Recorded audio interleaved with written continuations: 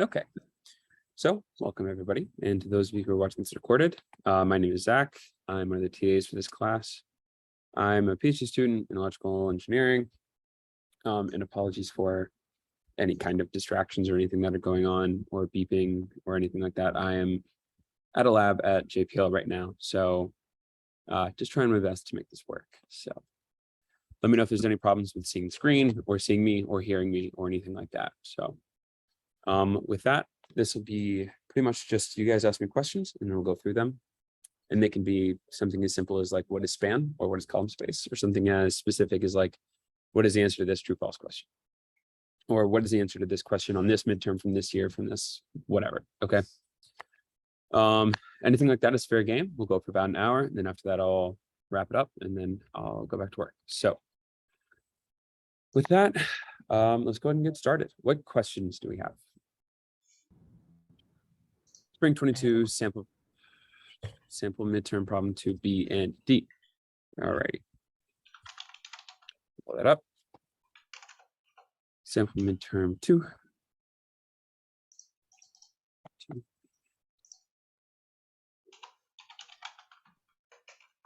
And it just takes me a second to take screenshots from my computer and upload them onto my iPad.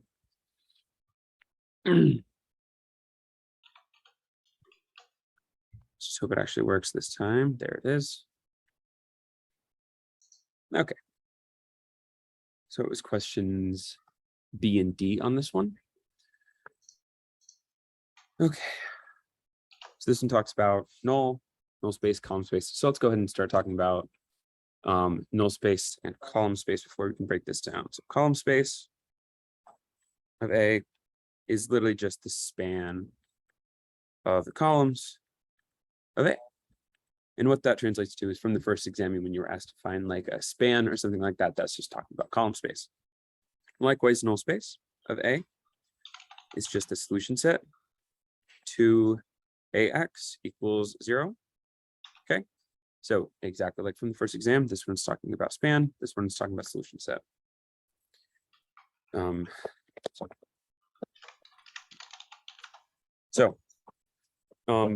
In doing this, we talked about from the first exam that column space,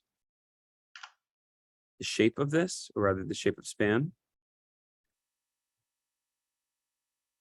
is R to the number of pivots in R to the number of rows.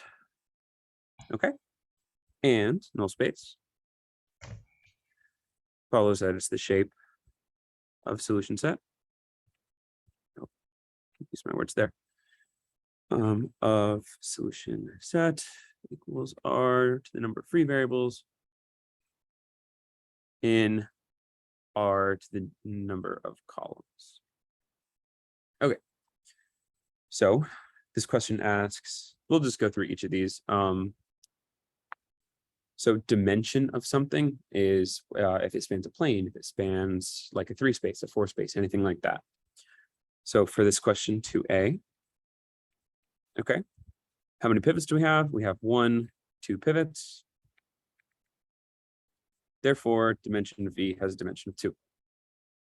And if you have any questions on this, feel free to stop me at any time. The best way to usually ask questions as I'm doing something is to turn on your mic. Just perfectly fine to interrupt me. So that's A. So B in the range is a line. Okay.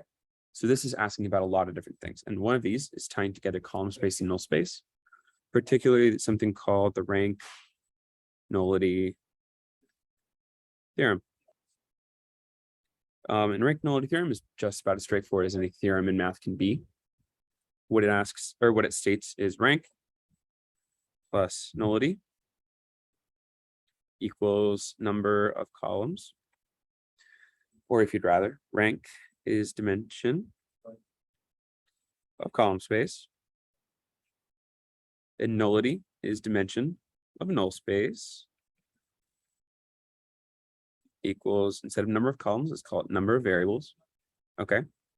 And dimension of column space is number of pivots. And dimension of null space is number of free variables, equals number of variables. Okay. And this makes sense because pivots are just not free variables. So not free variables plus free variables should be your total number of variables. So going back to this question, it says it's an 8x5 and the transformation is a line, okay? And range talks about column space. Okay. So if dimension of column space is 1 plus dimension of null equals number of columns, and this is an 8x5 matrix. So it's equal to 5, therefore dimension of null space A is very clearly 4. And it is a subspace of, if you look back down here, null space is number of the free variables in number of columns. And our number of columns is once again R5. So that's B. And somebody asked where you can find old midterms. Google Dr. Jankowski Gotek. He'll have his website. It'll have his different classes listed at some point. You can go to the course calendars from there. So now we move on to question C. Where did the 1 come from in the 1 plus dimension of null A? Yeah, so 1 plus dimension null A, that's our dimension of column space. Okay, and it's given to be a line right here. So a line has a dimension of 1, so that's how we know it. That's what that number is. Does that make sense? I'm gonna assume yes. Also, wouldn't it also be 1 because for a line, that means of course we have like 1 pivot, and if we had 2 pivots, it'd be a plane. That's exactly true. Yeah, same idea. Got it. So number C. I'm actually going to move past this because I'm sure somebody asked about onto and one-to-one, so I'll go through that when I go through that. So question D. So invertible matrices. To talk about invertible matrices, we need to talk about a lot of different things. Okay. So to find an invertible matrix, okay, 2 ways you can do it. Actually, let's go through onto one-to-one, and then we'll go through invertible matrices, and then we'll answer this question. Okay. So onto and one-to-one. You can assume this will be the majority of conceptual questions or stuff like that for this exam. They love asking questions like this, and there's a lot to know on it. So it's really, really important that you really lock this stuff down. Okay. So onto and one-to-one. Onto states you have at least 1 solution for all B. And this is for AX equals B. Okay. Move this over a little bit.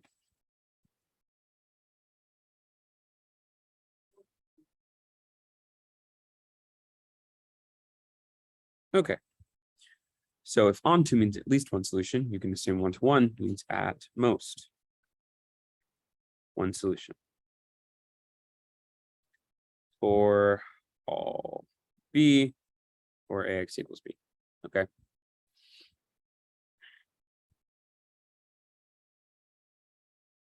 And this sounds like a pretty straightforward idea right off the bat, right? But how to determine these things and how to really break this down is a little bit more complicated. So onto, if you have at least 1 solution for all B, that means you can have 1 or infinite solutions.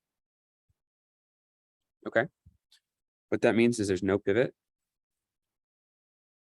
in B, right? So if there's no pivot in B, the only way to prevent that is if you have a pivot in each row of A. Okay, because we have a pivot in each row of A, there's no way to get a pivot after A in B. Okay. And talking about one-to-one, you can have 0 or 1 solution. Okay. This doesn't tell you anything about consistency, so you could have a pivot in B. But having it 0 or 1 solutions means you can't have infinitely many, or rather, each column is a pivot. Is a pivot column, which is the same as saying each column is linearly independent.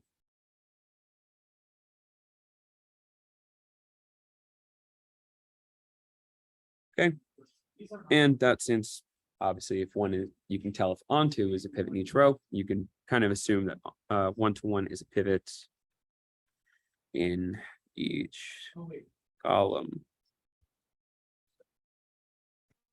So is onto potentially linearly dependent? Yeah, it can be. Okay. So if it has a free variable, which it doesn't need to, but it can, right? Because it could have one or infinite solutions. Okay, but if it has infinite solutions, they could be dependent and it could still be onto. Okay, thank you. But yep, but if you know that one column is not, or one column is dependent, then you know it's not one-to-one.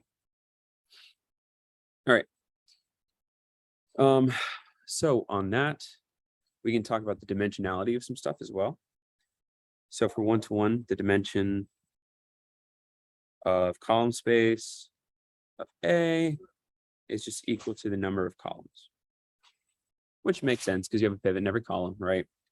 And that also means dimension of null space is what? 0, right? Because you have no free variables. Because if you did have a free variable, you'd have an infinite number of solutions. Onto doesn't really tell you much about dimension of column space and dimension of null space.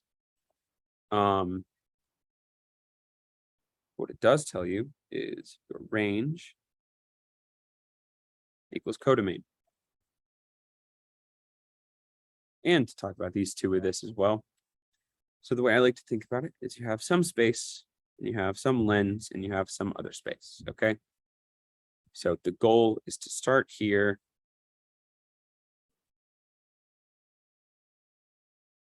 Transform here. And end here. Okay, so you can think of this as like I'm shooting something through it, and then it reflects some way and it bends, you know, kind of like a lens for light, if you want to think of it like that. Okay, so I'm just gonna move this down. So we call where we start. This is all where our x's live. Okay, and we call this the domain.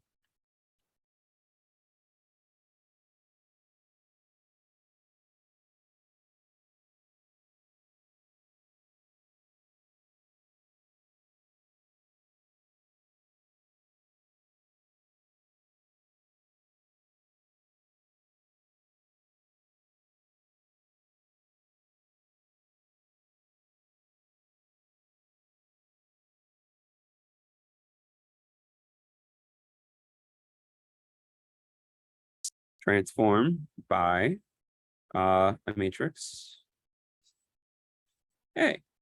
So this is just multiplying your x times your matrix A. Okay. And when we go through this lens with all of our different x's, okay, we'll turn, we'll end up here, we'll end up over here, over there. Okay. You can reflect into like a smaller space, or you can cover the whole thing, right? So we call the place where you can get to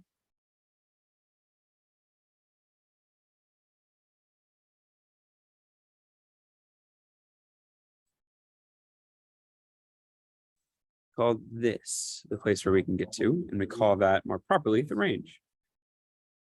Okay. And the range is just the column space of A. Okay. So this is where B's are consistent. It's like range is basically where it's possible we can actually go to compared to like Exactly. code, which is all possible outputs. Yes, that's what I'm just about to say. Oh, So we sorry. no, you're totally good. So this whole thing, including the outside and the inside thing we can get to now, we call all of this the codomain. Okay, and this is where we end up.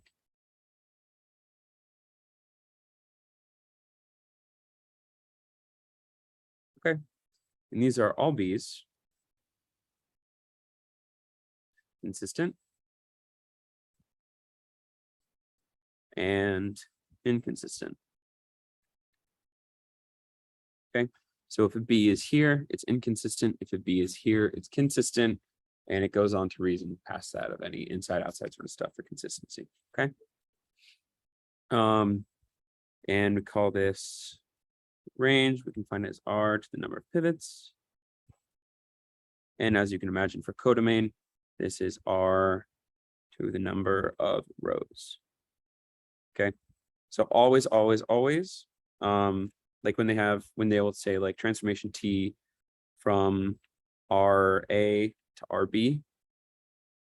Okay, this is your domain. And this is your codomain. Okay, that's kind of why they write it like that. They give you domain and codomain. Okay. And this would make a matrix that is A or B by A. Okay. Okay. So I'll set that there. Are there any questions about this idea before I start talking about what onto and one-to-one mean in this context? Is range always equal to column of A? Range is not codomain. They're separate things. Range is always equal to column space of A. Okay, thank you. Cool. Okay, so thinking about this, now we're going to talk about this in terms of onto. Yeah. Okay. And one-to-one.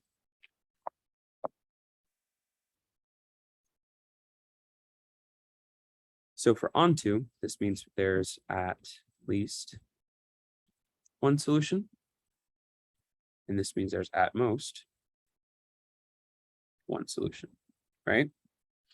So for onto, going from one space to another, okay, what that means is when we go through here, we cover this whole codomain, okay? So we say range equals codomain.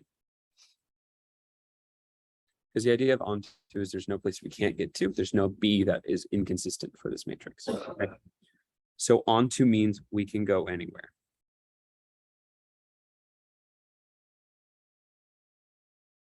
In the codomain.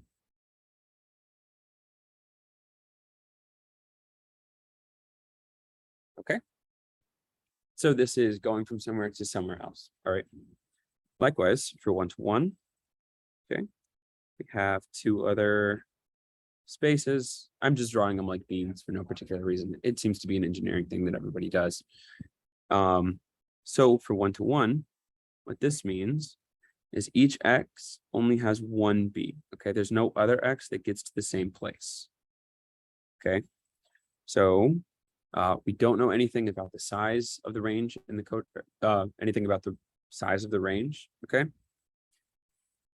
But what we do know, actually we can say range equals R number of columns, okay? So for one-to-one, it's R to the number of columns in R to the number of rows, okay? And what we say here is each place we can go only has one path. Okay. So what that means is if I have a certain B here, okay, there's only one X that gets to it. Okay. So when we put these two ideas together, you get something that's called invertibility. Okay. And how you can think of that in terms of these spaces is both. It's both onto and one-to-one.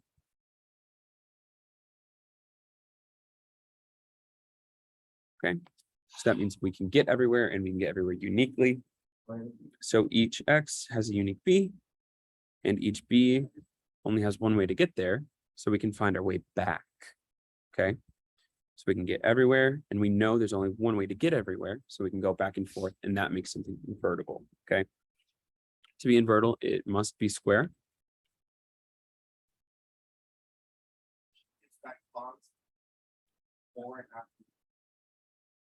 Okay.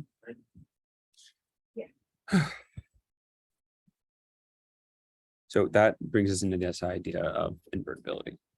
So You have little clamps we can use. sorry, excuse me one second.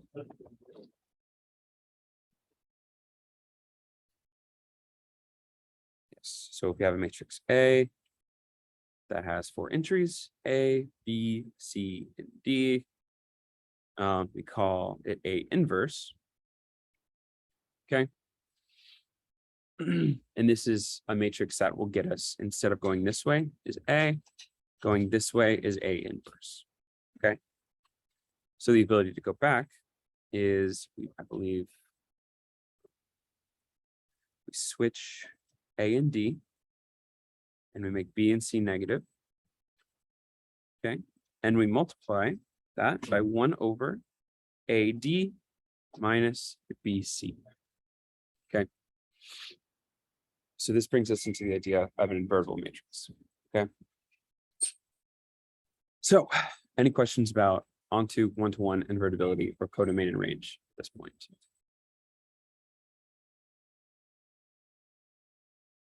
All right. So tying it back to this question up here. Okay. Suppose A is a 2 by 2 matrix, and this is A inverse. Find A. Well, something that's interesting to note is A inverse is just equal to A. So there's 2 ways we can do this. Okay. Number 1 is we can find A inverse with this formula for some matrix A inverse equals. And then you put that next on as well. Yeah. And those are fine. So it's just applying these numbers. That's A equals 5, B equals 4, C equals 2, D equals 2, and then plugging into 1 over A D minus B C,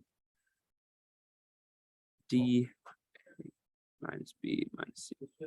That's way number 1 to do it. Way number 2 to do it is augment a matrix inverse augmented with the identity matrix. Okay. And what that means is just 1s on the diagonal. Okay. So it looks like this. Okay.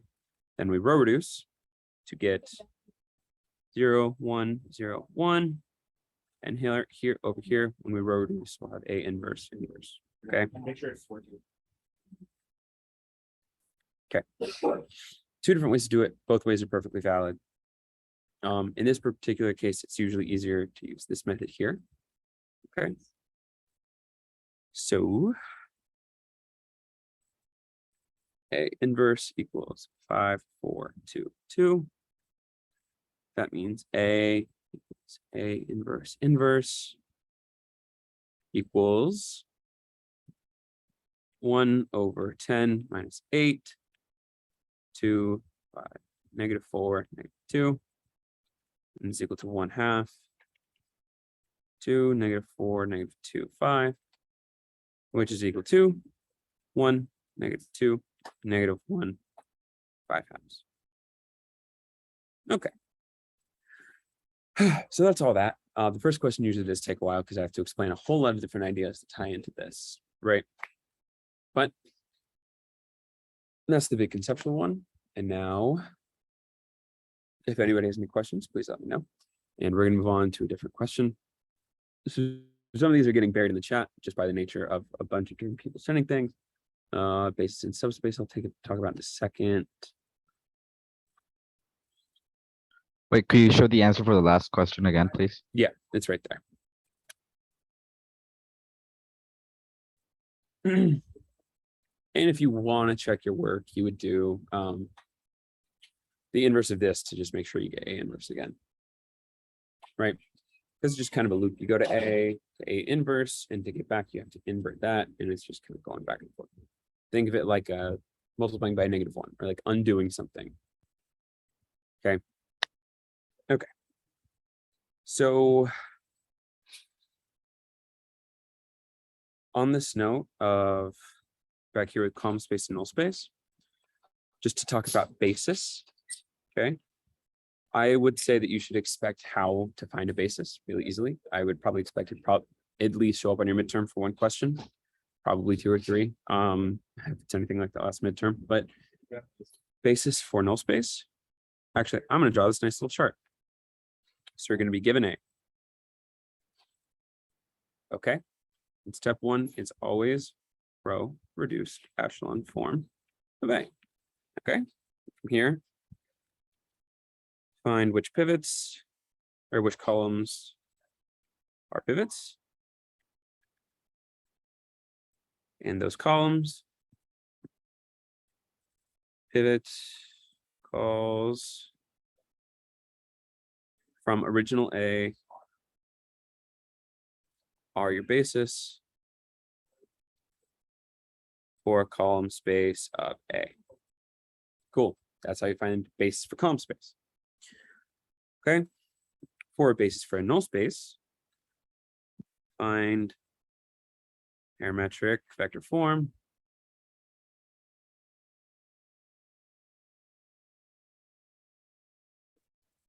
And then from here, those vectors, parametric vector form vectors.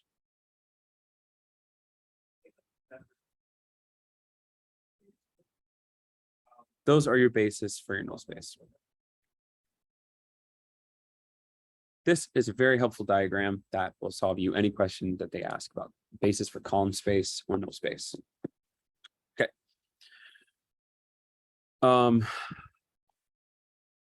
Yeah, so I'm going to post this PDF as well when I finish recording, just so you guys know.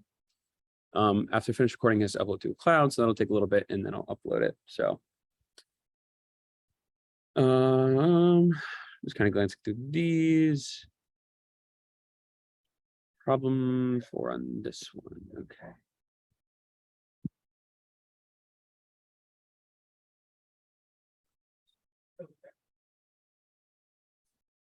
So this is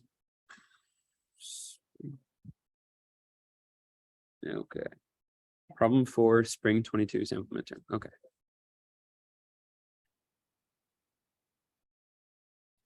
Okay, this is a really good one. So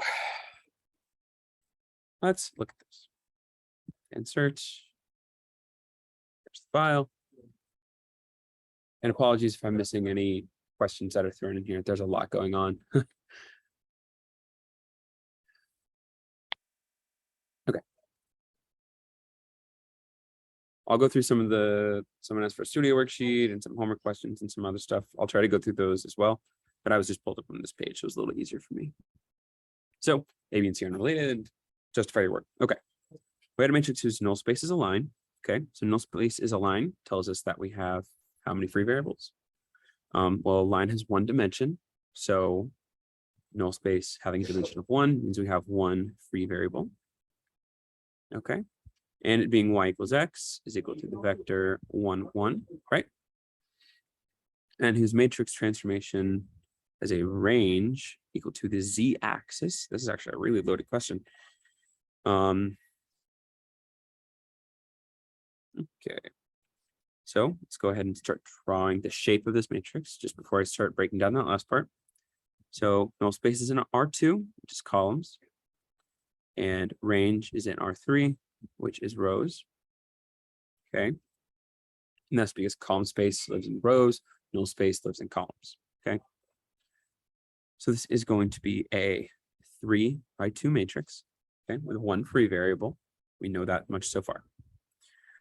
Cool. So a range equals to the z-axis, so that means call A is equal to the span of 0, 0, 1. Okay. So what that means is for our matrix, every column has to have this form here. So that means it's going to be 0, 0, number, 0, 0, number. Okay. So what are those numbers? Well, we have the line 1, 1 for our null space. So we can kind of take that backwards. So we have x vector, x1, x2 equals something called times 1, 1.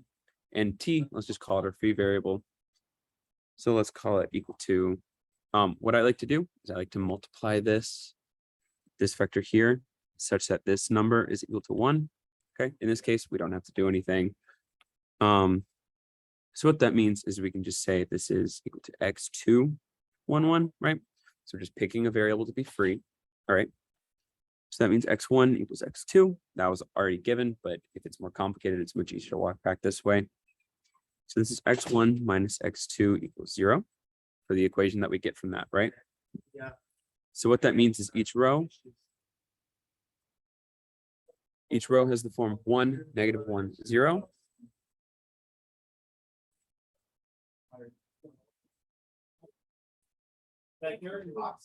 So that means this first entry, it can be whatever we want. Okay, let's call it 1. All right. So that means if the first one is 1, the second one has to be -1. Okay. Likewise, a different answer would be if I called this one 4, this would be -4. That's also a correct answer. And that's how we find out how to construct a matrix given these conditions. Okay. So this one is a question about resulting to the same B, but not starting there. So what it is I like to write it as x equals and y equals. Okay. So something to note is here, right? This variable here, it doesn't affect anything at all, right?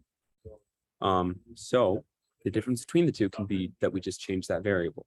All right. So this one for x, let's call it 1, 0, 1, and for y, let's call it 0, 2, 0. And if you multiply a by x, it'll be the 0 matrix, and that's the same thing as a times y. So both of that is totally fine. Okay. Okay, and if there are any questions on these, please stop me as we're going. Yeah, so I get that second column has no significance since it's just 0 itself. Yeah. But then, all right, I didn't get how you got your x as just 0, 1, 0, and then y is just 0, 2, 0. Or do you just like quickly row reduce and just get it like that? No, you didn't. There's no row reduction here. Okay. So what I did is I just note that middle component, we'll call it x2. X2 doesn't affect B at all, right? It doesn't affect where we end up. So Right. two different matrices, two different x and y that result in the same place can just have the same x1 and x3, but a different x2, right? Because x2 won't change anything. All right. So if you wanted, you can call x 404, and you can call y 414. Okay, that's totally fine as well. Okay. Yeah, cool. So moving on. This one says to label the column space null space of A. So when you row reduce this, you'll quickly note that row reduction is 1, -2, 0, 0. Okay. So to draw each of these, this is our pivot column. So this is our pivot column here that forms basis for our column space.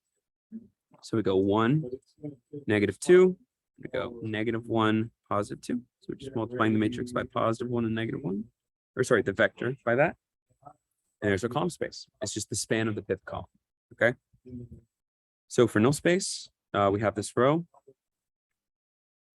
And we're going to rewrite this to get parametric vector form. We have x1 minus 2x2 equals 0. x1 equals 2x2. x2 is free, so we write x2 equals x2. And that means that our x vector equals 2, 1. Okay. And now we draw that. So we have 2, 1. And we have that just stretch the other way. So -2, -1. And that's how we do that. Any questions on this one? How do you do column space again? Column space, you determine your pivot. So this is my row reduction here. Okay. This is our REF A. Okay. So we determine this is our pivot, right? Our pivot is in this column. So we go back to the original matrix and we note that it's this column. Okay. So it's just the span of that column is our column space. Okay. So that's why I Um, drew, 1, -2, and then going the opposite direction, -1, +2. Got it. Thanks. Yeah. Okay, any other questions on this one? All right. I've got a question about the one on the top. Yeah. How did you get the 4s? So they actually doesn't matter what number that is, okay? It just matters that it is a number, so it's within the span of this, okay?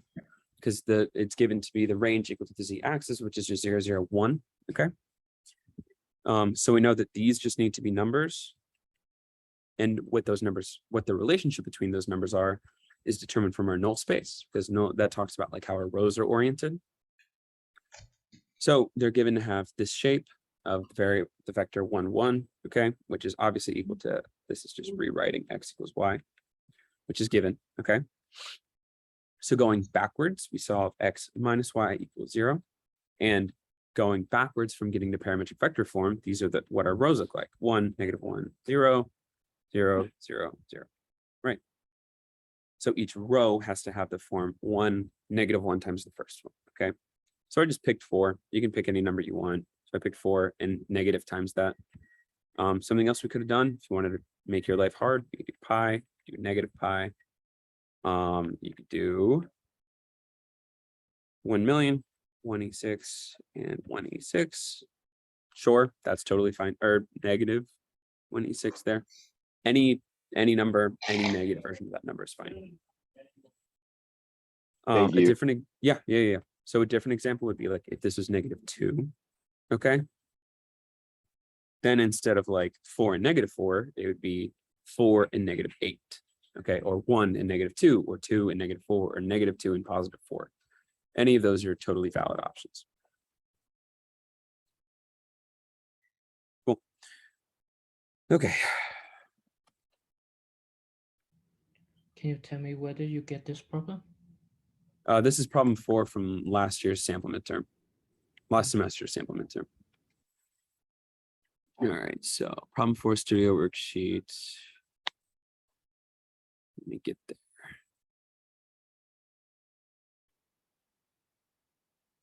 Here's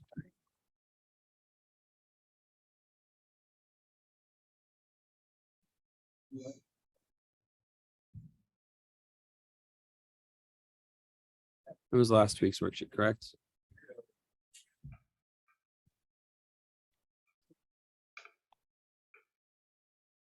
Okay. So this one's talking about transformations. This is actually a really, really, really important part, okay? Because for some reason they don't talk about this, and I don't understand why. But come on. Okay. So I guess a little secret tip for the 40 of you that are here. So rotation matrix, always, always, always the same thing, okay? Rotation matrix, this is for counterclockwise. It's cosine theta, negative sine theta, sine theta, cosine theta, okay? And unfortunately, you have to remember the unit circle. That's just kind of something you're expected to do, okay? But this is the one to remember, and it's a little note. If theta is clockwise, then theta counterclockwise equals negative theta clockwise. So you just plug this negative value into that matrix is what I'm saying. So rather all theta negative. Okay. So, and a thing to note, this is invertible. This is on, which means it's onto and 1-to-1. Cool. Okay, so this question says, hey, you have these vertices. For some reason, that doesn't really matter at all for this question. But what does matter is you are rotated by an angle of 45 degrees about the z-axis, and you are projecting onto the xy plane as well. So 2 ways to do this, as you can usually think. Method 1, find find each matrix and multiply. 2 is find T of 1, 0, 0. That's equal to column 1. T of 0, 1, 0. That's column 2. And T of 0, 0, 1. And that's column 3.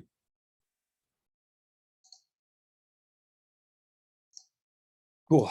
So, 2 doesn't really make much sense here because there's not a lot of simple intuition. Oh, that's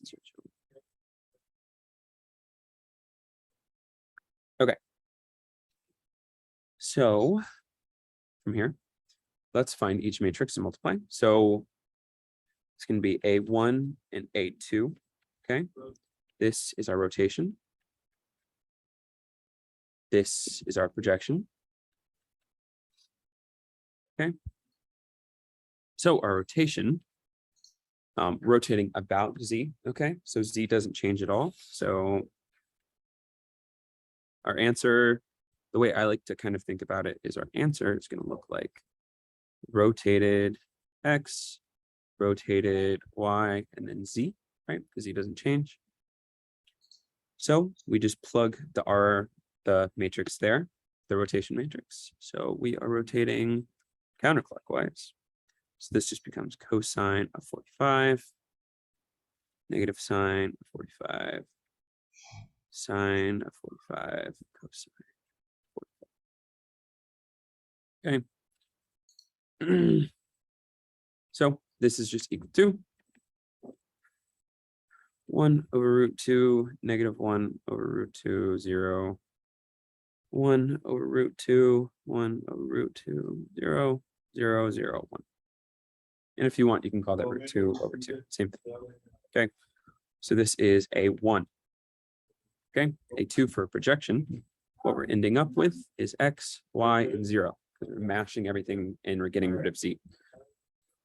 So this matrix is X, 0, 0, 0, Y, 0. In the bottom, there's no Z's. So that's our A2. Sorry if I'm rushing through this. Please tell me to slow down or if you don't understand anything. I just know. Why does it say a 3x3 matrix if it gets projected onto a plane? Yeah, so it says 3x3 because we still have to get rid of Z. Okay. We can't multiply like a smaller matrix, call it 3-dimensional anything. Does that make sense? Like we still have to account for Z even if it doesn't matter. Like even if we're multiplying it by 0, it's still there technically, and it's just 0 times Z. Okay, so this would still be like an R3 to R3 transformation. It's considered R3 to R3, even though it's a plane in R3, but that's just what it's considered as. Okay. What would a so, question look like yeah. if it was like R3 to R2? Like, how would you know if you had to get rid It of? would say it pretty clearly. Okay. Something an example would be like would be like if you had two equations that looked like going from XYZ to some two variable stuff. So it's like you had X plus 2Y plus Z equals let's call it that. And you have 2x minus y minus z. Okay, if you're given two equations, this is mapping from R3 to R2, okay, because we have three variables and we only have two equations, so we're only getting two things out, right? So we're going from XYZ to B1, B2. So we go from R3 to R2. So that's what that looked like. Okay, that makes sense. Cool. Okay, so going back to this question. What if instead we would be rotating around the x-axis instead of the z-axis? So rotating around the x-axis, then our x wouldn't change, right? So it'd be 1, 0, 0, and then 0, 0. And right here, the rotation matrix would go. Sounds good. And what about the y-axis? A little tricky, but 0, 1, 0, 0, 0, cosine, negative sine, sine, cosine. Okay, just split up around it. You can kind of think of it as you just pick your variable, zeros on the same row and column, and then your rotation matrix fills in wherever else. Gotcha. Thanks. The question there. So I kind of get like projection basically just gets rid of one variable whatsoever, and in our rotation we just use our counterclockwise like equation we're given. Yep. But does it look? But third row looks like 0, 0, 0. Is it because we don't really care about like what's below or like dimension or like a For projection, yeah? it's well, because for Z is rotation going to be whatsoever. 0. Oh, rotation? Yeah, because It's good. because for like column 3 and then the entry 3, it's a 0, and then for column 2 and then entry 3, it's a 0. Is it because we're already?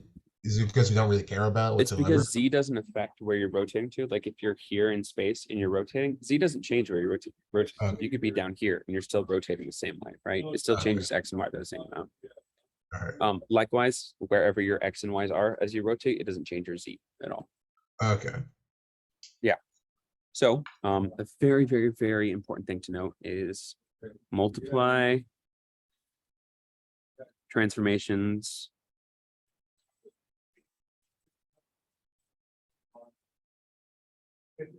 in reverse order. So what that means is we start with X and we multiply it by A1 first. Okay. Then after we do that, we multiply it by A2. And if we had a third thing, we'd multiply it by A3. Okay. We're building from X out. Okay. So what that looks like is it's going to be A2, A1, X. Okay. So in this particular case, what we have is we have, I'm just going to write R 0, 0, 0, 0, 1 multiplied by, oh, nope, did that out of order. So that's R1, R2 is 1, 0, 0, 0, 1, 0, 0, 0, 0. And what this is equal to is actually just a combination of it, but it's purely coincidence in this case. It will not always be that simple. Okay, so this is our transformation matrix. This is our big A. Okay. So that's that worksheet question. So if we were to multiply the other way around, it would be wrong. In this particular case, no, that is not always true though. It is technically wrong practice, but you would get the same result by coincidence only. Okay. So you have to be very, very careful about that.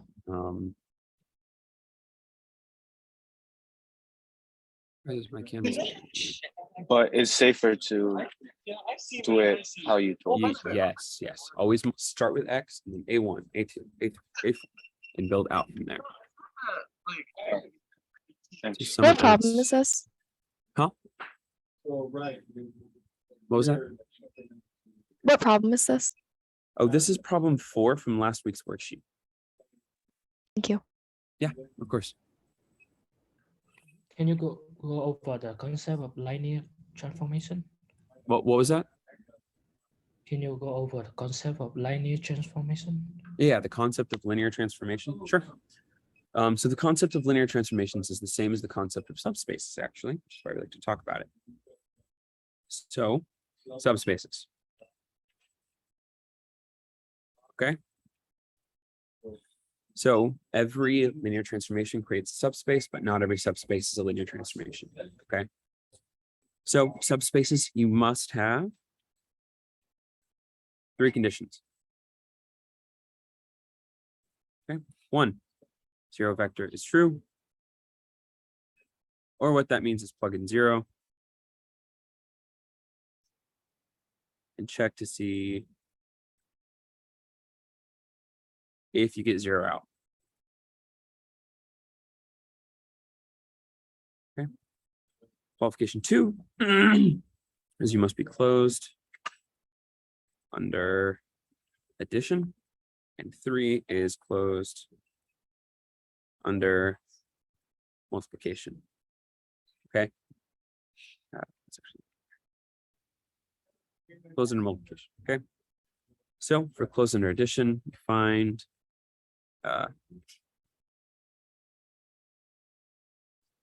pick 2 vectors in space.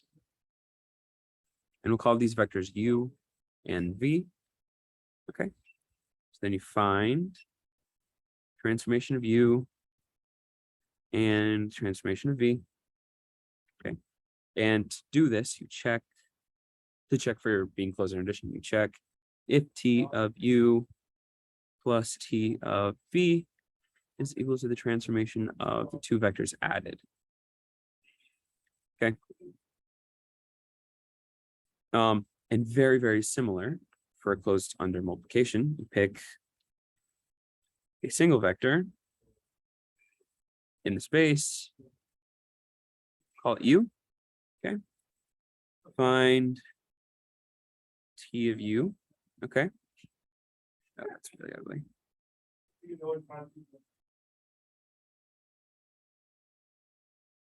Okay, so we're going to find t of u and then check.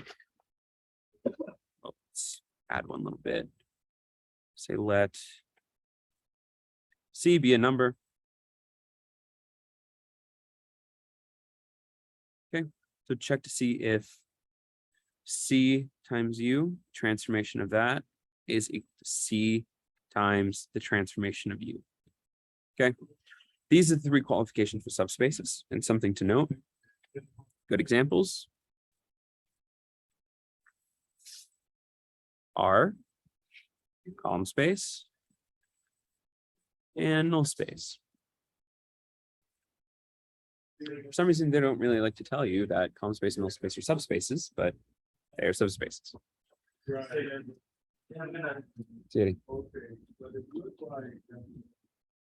Okay, so does this make sense in the concept of subspaces? So linear transformations must have these qualifications. So, Sorry, you go. Go ahead. okay, if you have a linear transformation, then you know you have a subspace, Yes. but a subspace doesn't guarantee a linear transformation. So an Okay. example of something that's a little different is let t of xy equal the absolute value of xy. Okay. This is not a column space or a null space, but it is a subspace because it satisfies all three conditions. Sorry, I have to give a condition greater than or equal to 0. Okay, so what you'll find is this satisfies all the conditions, but it is not a linear transformation because we're multiplying x times y and taking absolute values, and none of those are linear operations. Okay. So to find subspaces is to have a linear space. A linear transformation is to have a subspace. Okay. But a subspace is just the qualifications of some of things to be. These conditions are called being linear, but it doesn't make it a linear transformation, which is really confusing. Okay. Okay. Someone else had something, I believe. I was gonna say, can every subspace be represented as column space and null space? But the example at the bottom Yes. kind of answers Yeah. that. So another little trick is if they give you equations and you can talk about it as column space and null space, you don't even need to check these. You can be done because you know it's a subspace.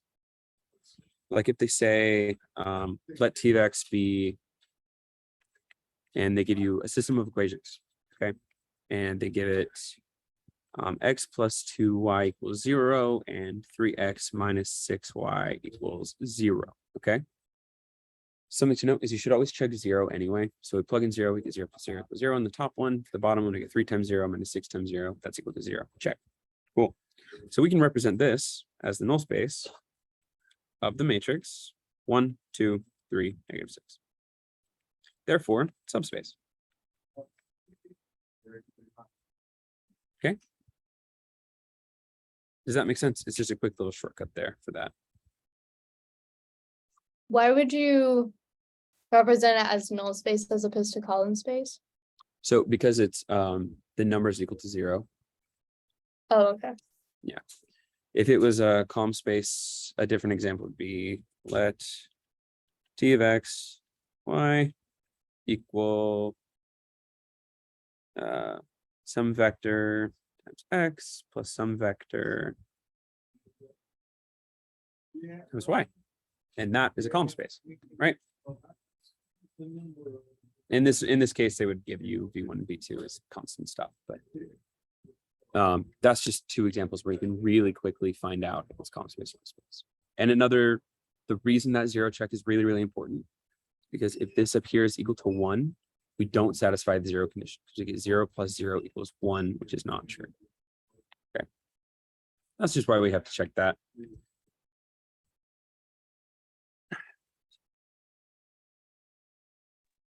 So a linear transformation is a subspace, Correct. but not the other way around. It's like Like, how not always. every square is a rectangle, but not every rectangle is a square. Okay.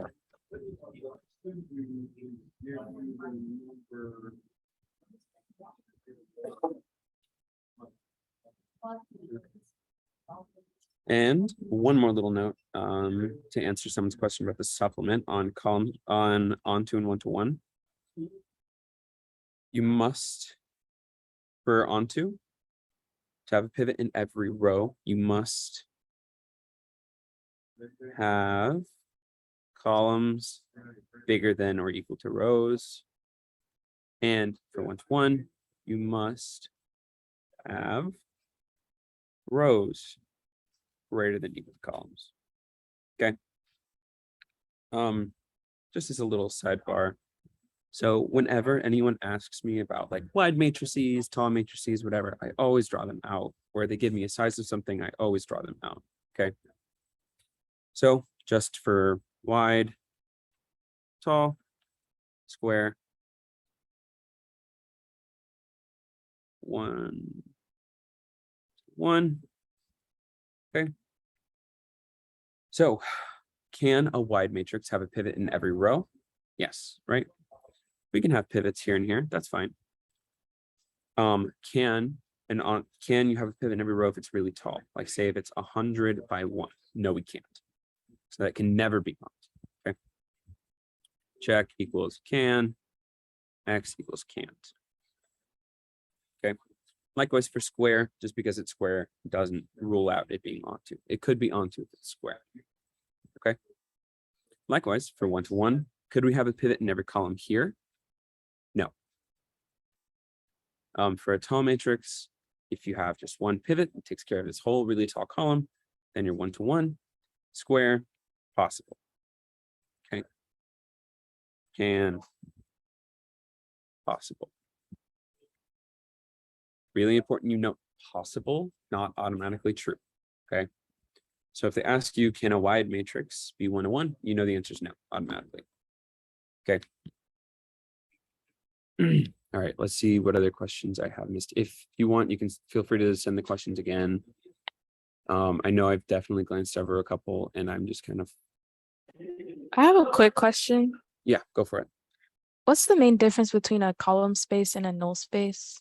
Yep. So column space is the span of the columns. Okay. So column of A is just the span, you can kind of think of it as, okay, from the first exam. In null space, A is the solution set. Okay, they're a little bit more specific than that. Column space is the span of calls of A, and solution set is the solution set of AX equals 0. And that's all column and null space are. They're just renamed terms from the first midterm. Okay, so the null set is the solution set for AX equals B and B is A 0. 0, 0, 0. Yep, just zeros all the way down. Okay, cool. So yeah, you can think of, find the basis for null space, just find the parametric vector form for that. For find a basis for column space, find the pivots of A. Supplemental 3231, 22 question 34.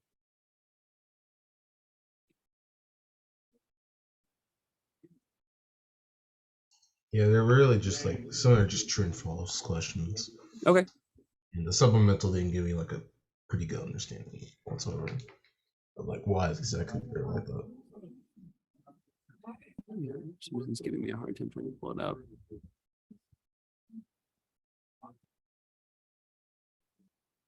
Question 3 and 4. Yeah, okay. I think think this will probably be my last set before I have to go. But we'll do what we can. If anybody has any more dire questions or has any other lingering anything, send me an email. I can try to work through it, whatever it is with you.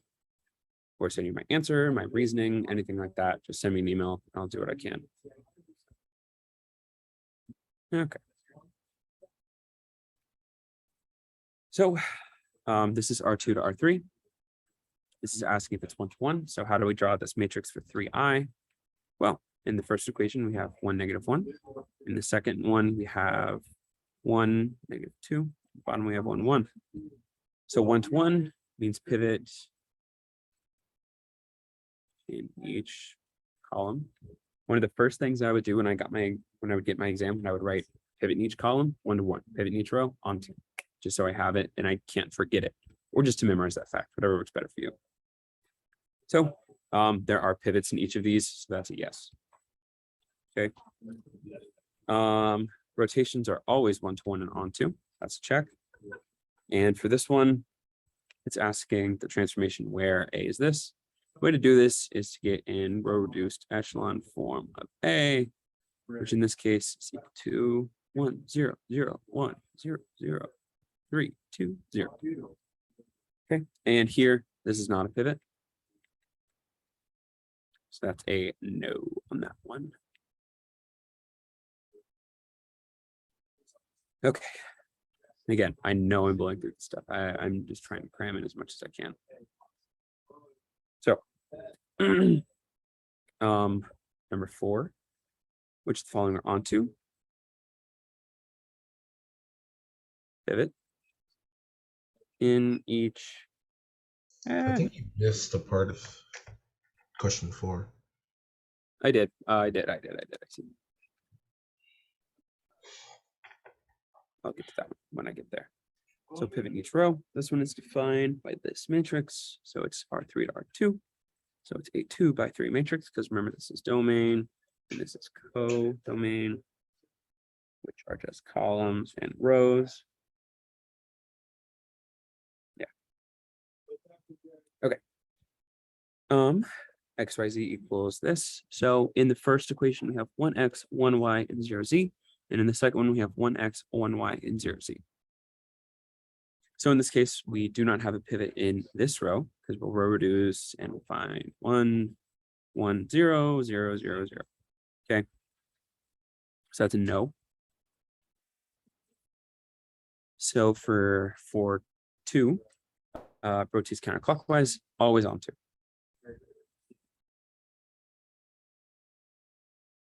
So that's every a really nice rotation thing. makes it onto your 1-to-1, basically. It doesn't matter. Okay.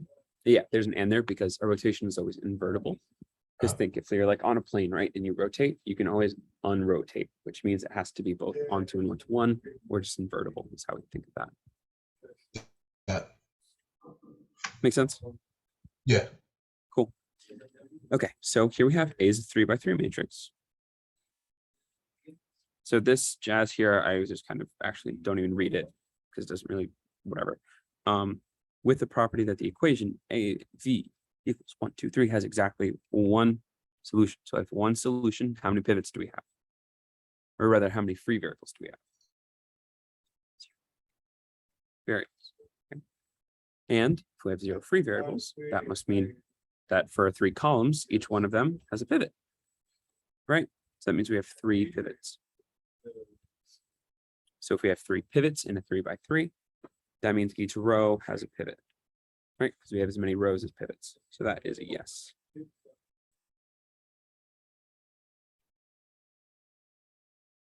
Okay, any more questions on this? So I know that onto is a pivot in every row and 1-to-1 is a pivot in every column. Yeah. But what is the reason to that? Like, why do we define them that way? So that's not how we define them. We define them with these terms of onto having at least one solution for all B and 1-to-1 having at most one solution for all B. And that happens to coincide with a pivot in each row or a pivot in each column. Oh, okay. Okay. Does that make sense? More sense. Yeah, Mhm. because if it's 1-to-1 and it has at most, it has to have a pivot in every row, in every column. Yeah. But if that's at least one solution, that means that sometimes you could have Free variables or whatever. free Yep. variable, right? So that's why it says rows. Yeah. And then when you have a square matrix and it has a pivot in every row and column, Mhm. that means that it's both 1-to-1 and onto right. Yep. And that has a different name, and that name is invertible. All right. Thank you. Makes sense? Yep. Okay. Any other quick questions before we go? Wait, this meeting ends at 9, right? I said 8:30 to 9. I didn't know how much time I had. Okay. Yeah, sorry about that. All right. If there are no more questions, I hope you guys have a good fall break, and I hope this is helpful. I'll post the recording for those of you online. And my previous recordings are already posted, so you're welcome to go through those. Just you can watch them there on my previous announcement. So yeah. All right, y'all have a good night. Like, can I send you like the I guess you didn't do the 3.3 questions. You think it's possible I can like send it to you and like Just just email it to, or post on Piazza. Usually how you can get a pretty good answer as well. Oh, I have before, but they didn't really give me the best. Okay, just email it to me. And thanks, Thank y'all. you, sir. Thanks for coming. I think Dorothy said you had one last question. Is it quick? Me? Oh, Yeah, let's start from there. I can't hear if she's saying anything. I think she left. Okay. All right, y'all have a good night.